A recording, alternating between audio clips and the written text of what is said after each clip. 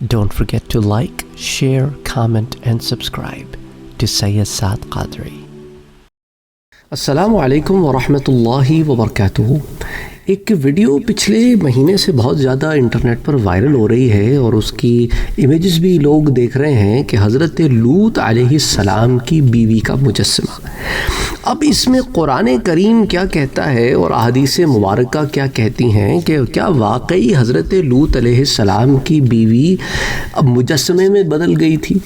اگر آپ بات کرتے ہیں اسرائیلیات کی تو اسرائیلیات میں تو یہ ملتا ہے کہ حضرت لوط علیہ السلام کی بیوی نے نافرمانی کی اور اس نے پلٹ کر دیکھ لیا، حالانکہ پلٹ کر دیکھنے کی ممانعت تھی. نتیجتاً وہ کہتے ہیں she turn into a pillar of salt. ٹھیک ہے، پتھر کی نہیں بلکہ پلر آف سالٹ جو ہے اس کے اندر الفاظ آتے ہیں. بہرحال وہ مورت کی ہو گئی. یہ اسرائیلیات ہیں. لیکن اگر آپ قرآن کریم کا مطالعہ کریں، قرآن کریم میں جتنی آیات آتی ہیں حضرت لوط علیہ السلام سے متعلق، آپ کو وہاں پہ ایک ہی چیز ملے گی کہ لوط علیہ السلام کو ان فرشتوں نے کہا کہ آپ یہاں راتوں رات نکل جائیں، اور لوط علیہ السلام اور ان کی بیٹیاں ہی نکلیں. بیوی کے نکلنے کا کہیں ذکر نہیں ہے کہ وہ مڑے اور پھر وہ پتھر کی ہو جائے یا سالٹ پلر کی ہو جائے. نہ ہی کسی حدیث مبارکہ میں اس چیز کا ہمیں ذکر ملتا ہے کہ لوط علیہ السلام کی بیوی جو ہے وہ پتھر کی ہو گئی.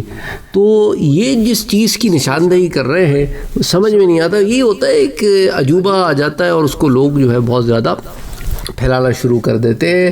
تو دیکھیں، اگر آپ سورہ مبارکہ قرآن کریم میں جو دیکھیں کہ اس کے اندر لوط علیہ السلام کا واقعہ ہے، ان کا ذکر ہے. مثال کے طور پہ اللہ تعالیٰ فرماتا ہے کہ انہوں یعنی فرشتوں نے ان سے کہا کہ بھائی ہم آپ کے پاس وہ عذاب لے کر آئے ہیں جس میں یہ لوگ شک کرتے تھے، تو ہم آپ کے پاس ایک اٹل فیصلہ لے کر آئے ہیں اور یقین رکھیے کہ ہم سچے ہیں. لہٰذا آپ رات کے کسی حصے میں اپنے گھر والوں کو لے کر نکل جائیے اور آپ خود ان کے پیچھے چلیے. قرآن کریم نے اتنی تفصیل تک بتائی ہے، اور آپ میں سے کوئی پیچھے مڑ کر نہ دیکھے یہ بھی بتا دیا، اور وہیں جانے کے لیے چلتے رہیں جہاں کا آپ کو حکم دیا جا رہا ہے. اور اس طرح ہم نے لوط تک اپنا یہ فیصلہ پہنچا دیا کہ صبح ہوتے ہی ان لوگوں کی جڑ کاٹ کر رکھ دی جائے. تو یہاں پر گھر والوں کا ذکر ہے. تو بھئی کسی کے ذہن میں خیال آ سکتا ہے کہ بھئی گھر والی بھی تو اس میں شامل ہو سکتی ہے. جب گھر والوں کا ذکر ہے کہ بھی فَأَسْرِ بِأَهْلِكَ، اپنے اہل کے ساتھ نکل جائیں. تو پھر قرآن کریم کی باقی آیات کا جب آپ مطالعہ کرتے ہیں، سورۃ الشعراء کا آپ مطالعہ کرتے ہیں، تو اس میں اللہ تعالیٰ فرماتا ہے فَأَنْجَيْنَاهُ وَأَهْلَهُ أَجْمَعِينَ، چنانچہ ہم نے ان کو اور ان کے سب گھر والوں کو نجات دے دی.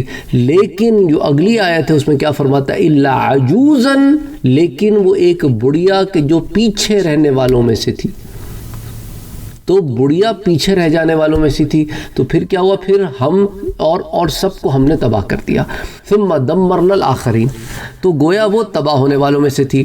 تو ان آیات کے علاوہ جہاں بھی قوم لوط کے عذاب کا تذکرہ ہے وہاں یہ بات بالکل بھی نہیں آتی کہ آپ کی بیوی کو پتھر کا بنا دیا گیا تھا، بلکہ صرف یہی بات آتی ہے کہ وہ باقی رہ جانے والوں میں سے تھی، یعنی قوم کے ساتھ ہلاک کر دی گئی. اور نہ ہی احادیث مبارکہ میں اس طرح کی کوئی ہمیں بات ملتی ہے.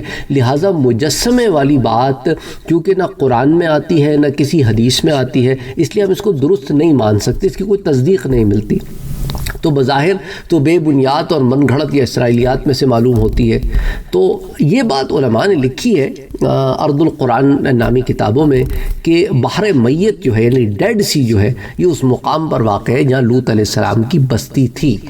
تو اب الغابرین سے یہ بات سامنے آ جاتی ہے کہ وہ پیچھے رہ جانے والوں میں سے تھی. اس سے زیادہ تفصیلات نہ قرآن میں ہیں نہ حدیث میں ہیں.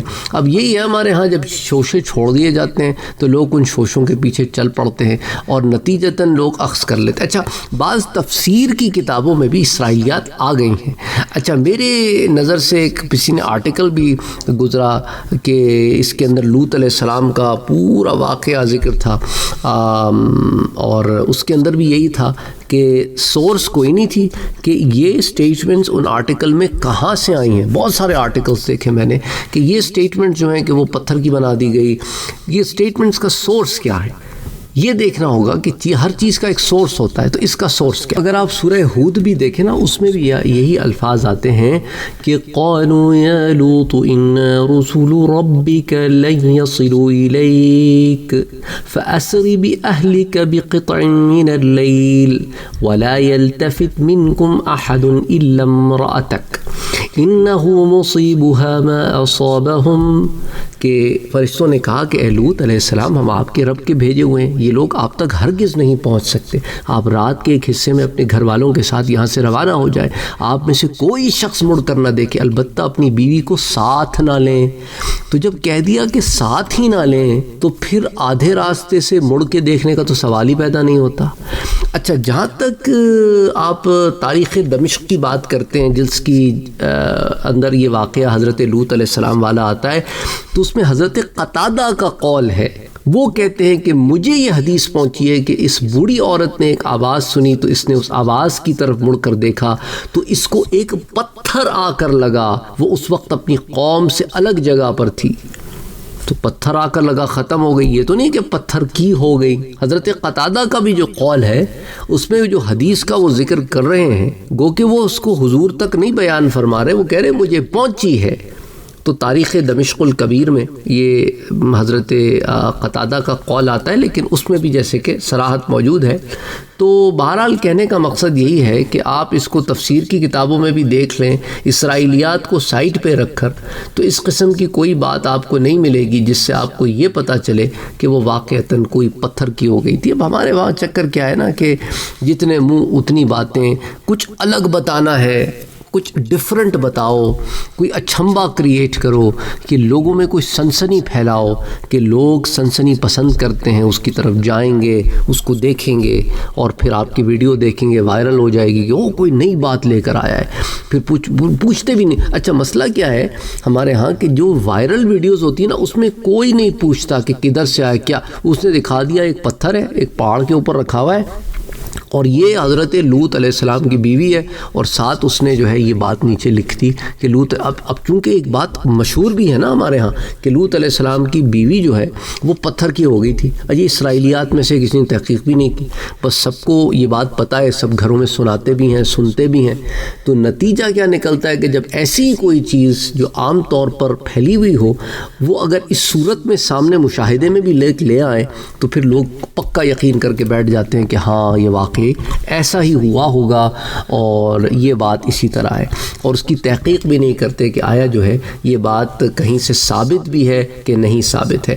اس لیے میں بھی بڑا مشکور ہوں ان صاحب کا جنہوں نے مجھے واٹس ایپ پہ ایک کویشچن بھیجا کہ سر یہ ویڈیو بہت وائرل ہو رہی ہے، یہ اس کی تصویر ہے، آپ کیا مجھے بتا سکتے ہیں کہ واقعی ایسا ہوا تھا یا یہ لوگ ہیں جو وہ وائرل کیے جا رہے ہیں؟ ورنہ مجھے بھی علم نہیں تھا کہ اس طرح کا معاملہ۔ پھر میں نے چیک کرنا شروع کیا تو as recent as last month, پچھلے مہینے کی بھی کچھ اس قسم کے آرٹیکلز ہیں انٹرنیٹ کے اوپر چل رہے ہیں جس کے اندر اس طرح کی باتیں ہو رہی ہیں، اس سے پہلے کی ویڈیوز وائرل ہو رہی ہیں، اس کی نتیجے میں وہ آرٹیکلز لکھے گئے، آرٹیکلز میں بھی کوئی ریفرنس نہیں ہے، ویڈیوز میں بھی کوئی ریفرنس نہیں ہے، بس پہاڑ کے اوپر ایک چیز دکھا دی ہے کہ کہا بھئی یہی وہ ہے۔ اللہ ہدایت دے۔ السلام علیکم ورحمۃ اللہ وبرکاتہ۔